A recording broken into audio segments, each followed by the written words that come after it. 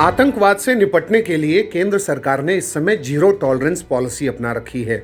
आतंकवाद से निपटने के लिए भारत अलग अलग स्तरों पर सक्रिय होकर इस समय काम भी कर रहा है। केंद्रीय गृह मंत्रालय ने हाल ही में देश की आंतरिक सुरक्षा से जुड़ी एक बड़ी घोषणा की है और आज के एपिसोड में हम आंतरिक सुरक्षा से जुड़ी इसी बड़ी घोषणा की बात करेंगे। नमस्कार, ध्येय टीवी के न्यूज दिस आवर प्रोग्राम में आपका स्वागत है और मैं हूं विवेक ओझा। देश के गृह मंत्रालय ने कश्मीर मूल के एजाज अहमद अहंगर उर्फ अबू उस्मान अल कश्मीरी को औपचारिक तरीके से आतंकवादी घोषित कर दिया है। अल कायदा से संबंध रखने वाला यह आतंकवादी अन्य वैश्विक आतंकवादी समूहों के संपर्क में भी था। इसका मकसद भारत में इस्लामिक स्टेट को फिर से मजबूती देते हुए उसे सक्रिय करना था।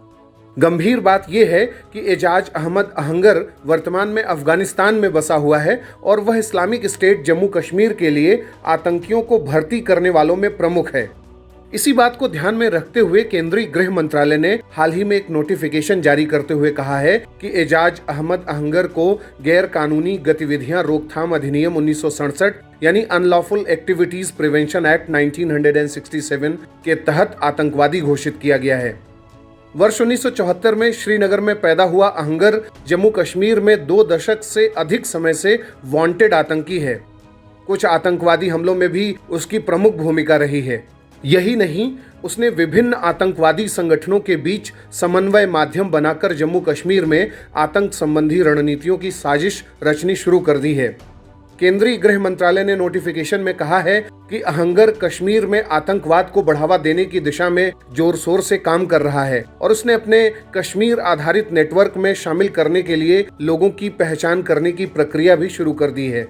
अहंगर को भारत के लिए इस्लामिक स्टेट भर्ती सेल के प्रमुख के रूप में नियुक्त किया गया था और उसने एक ऑनलाइन भारत केंद्रित ISIS प्रचार पत्रिका शुरू करने में महत्वपूर्ण भूमिका भी निभाई थी। गृह मंत्रालय की ओर से जारी इस नोटिफिकेशन में कहा गया है कि गैर कानूनी गतिविधियां रोकथाम अधिनियम 1967 के तहत चौथी अनुसूची में शामिल होने के साथ अहंगर आतंकवादी घोषित होने वाला 49वां व्यक्ति होगा। आखिरी बार अहंगर वर्ष 1996 में कश्मीर की जेल से छूटा था और तब से वह भारत से फरार है। मंत्रालय से जुड़े सूत्रों की माने तो इस आतंकवादी को पकड़ने के लिए संबंधित विभाग और पुलिस लगातार नजर बनाए हुए हैं। इसके अलावा हाल ही में केंद्रीय गृह मंत्रालय ने डॉक्टर आसिफ मकबूल डार को आतंकवादी घोषित कर दिया है। आसिफ कट्टरपंथी विचारों यानी रेडिकलाइज्ड जो आइडियाज हैं उसके जरिए कश्मीरी युवाओं को हथियार उठाने के लिए उकसाता रहा है।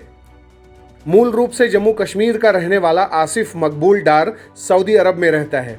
उसे जाना माना एनेस्थीसियोलॉजिस्ट बताया जाता है।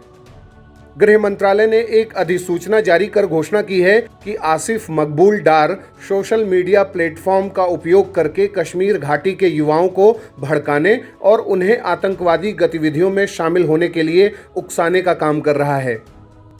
केंद्रीय गृह मंत्रालय की ओर से बीते कुछ दिनों में आतंकवादी के रूप में नामित किया गया डार चौथा व्यक्ति है। डार प्रतिबंधित आतंकवादी समूह हिजबुल मुजाहिदीन से जुड़ा हुआ है और सोशल मीडिया पर वह प्रमुख कट्टरपंथी व्यक्तियों में से एक है। डार कश्मीरी युवाओं को सुरक्षा बलों के खिलाफ हथियार उठाने के लिए उकसाने में भी शामिल रहा है।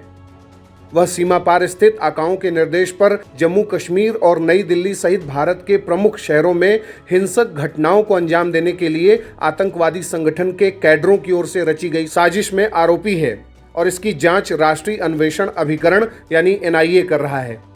अधिसूचना में कहा गया है कि केंद्र सरकार का मानना है कि डार आतंकवादी गतिविधियों में शामिल है और इसीलिए उसे एक आतंकवादी के रूप में नामित किया गया है। इस तरह केंद्र सरकार के गृह मंत्रालय द्वारा अवैधानिक क्रियाकलाप रोकथाम अधिनियम 1967 के प्रावधानों का इस्तेमाल कर आतंकवादी संगठनों और उनसे जुड़े अन्य समूह, front organisations, overground workers, hybrid आतंकी, व्हाइट कॉलर टेररिस्ट के खिलाफ कार्यवाही हो रही है। आपको यह भी बता दें कि हमारे देश में किसी भी उग्रवादी संगठन, इंसर्जेंट ग्रुप यानी विप्लवकारी समूह, अलगाववादी समूह को भी आतंकवादी संगठन ऊपा कानून के तहत ही घोषित किया जाता है। अब बारी है आज के सवाल की। आपको बताना है कि कश्मीर घाटी में जो ऑनलाइन जिहाद या ऑनलाइन एक्सट्रीमिज्म जिस तरीके से बढ़ रहा है और सोशल मीडिया नेटवर्क का इस्तेमाल आतंकी संगठनों के द्वारा किया जा रहा है, उससे निपटने के लिए भारत सरकार द्वारा क्या उपाय किया जाना चाहिए। आप अपने उत्तर हमें कमेंट बॉक्स में बताएं। अगले कार्यक्रम के साथ जल्द ही हाजिर होंगे। इजाज़त दीजिए। नमस्कार।